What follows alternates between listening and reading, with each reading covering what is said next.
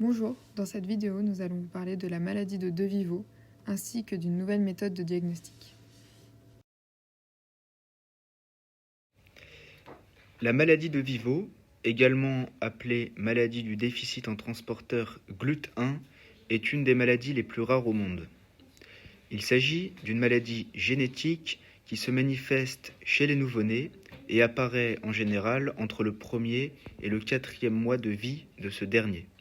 La maladie de Vivo se manifeste notamment par des crises de convulsions à répétition et pharmacorésistantes, c'est-à-dire résistantes aux médicaments. Des microcéphalies, soit un périmètre crânien trop petit dû à un mauvais développement du cerveau. Des retards mentaux et moteurs de l'enfant. Des troubles de l'articulation, ainsi que des troubles neurologiques paroxystiques, donc des vertiges lors des mouvements de tête. Dans la maladie de Vivo, le glucose, qui est indispensable au fonctionnement du cerveau, n'est pas apporté correctement à ce dernier. En temps normal, le glucose est apporté par l'alimentation. Ce dernier passe alors dans le sang et arrive jusqu'au cerveau. Le glucose se voit confronté à la barrière hémato-encéphalique. Cette barrière est un tissu biologique qui constitue une délimitation physique sélective entre le cerveau et le compartiment sanguin pour protéger le cerveau contre les pathogènes et les toxines présentes dans le sang. Heureusement, il existe au niveau de cette barrière hémato-encéphalique un transporteur du glucose appelé GLUT1 qui permet le passage du glucose du compartiment sanguin vers le cerveau. Le cerveau peut alors utiliser l'énergie apportée par le glucose et fonctionner correctement. Le transporteur GLUT1 est sous la dépendance d'un gène appelé le gène SL2A1 qui permet son expression. Dans la maladie de De Vivo, c'est le gène SL2CA1 qui est muté. Cette mutation induit une mauvaise expression de la protéine GLUT1.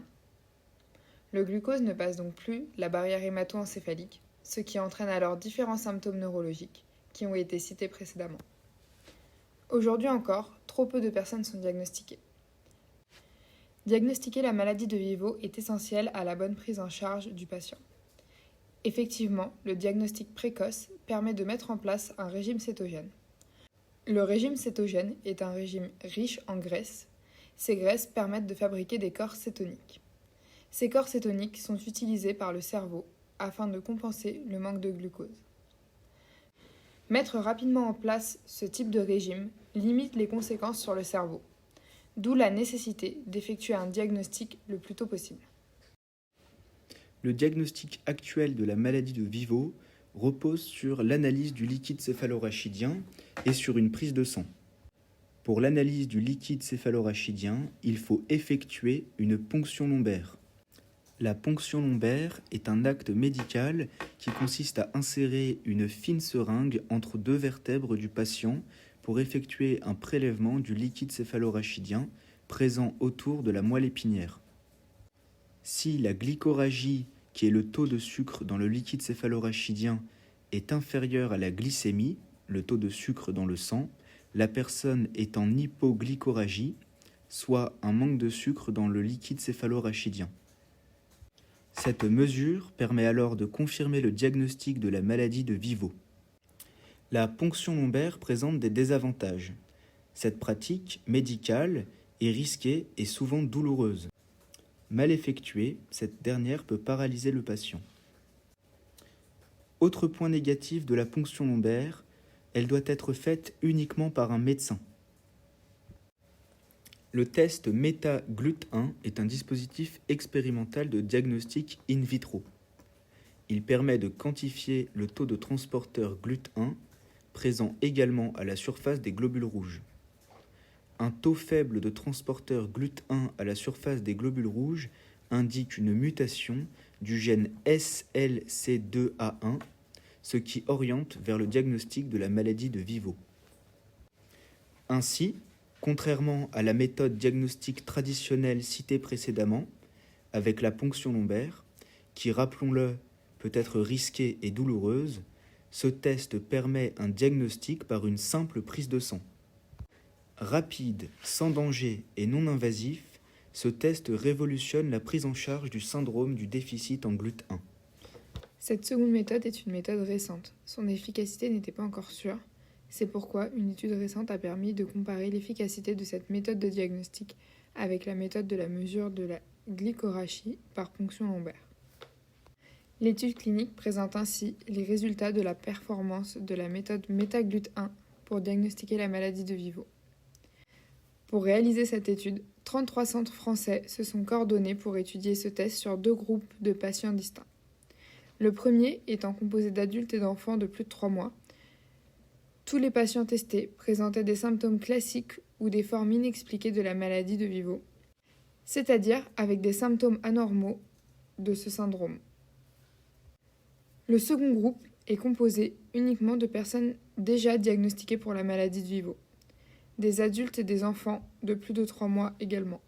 Différents tests et analyses moléculaires ont été produits sur ces patients, notamment une analyse moléculaire du gène SLC2A1 avec l'utilisation de la technique du séquençage de Sanger.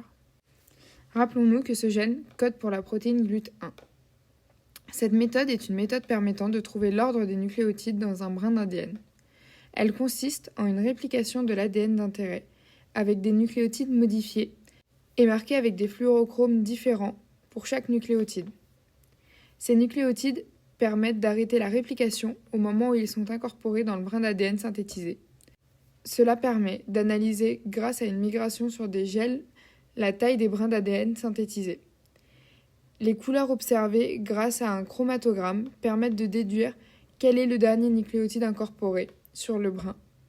On peut ainsi en déduire la séquence d'ADN. Au total, 428 patients du premier groupe et 67 patients du second groupe ont été étudiés. Le test de META-GLUT1 était sensible à 80% et spécifique à 99% pour le diagnostic de la maladie de Vivo. D'après cette étude, les 2 méthodes de diagnostic présentées un peu plus tôt sont donc en accord. La Haute Autorité de Santé a également confirmé ce test, ce qui permet maintenant de pouvoir l'utiliser pour diagnostiquer cette maladie. Pour notre vidéo, nous nous sommes basés sur un article vulgarisé du CNRS. Ce dernier ne présente aucun résultat chiffré. Il parle uniquement de l'existence d'un nouveau test, le META-GLUT1, et également de l'étude clinique que nous venons d'analyser, qui, elle, est très détaillée et présente plusieurs méthodes de diagnostic et d'analyse moléculaire, ainsi qu'un échantillon assez vaste et varié de patients. Merci pour votre écoute et à très bientôt pour de nouvelles vidéos.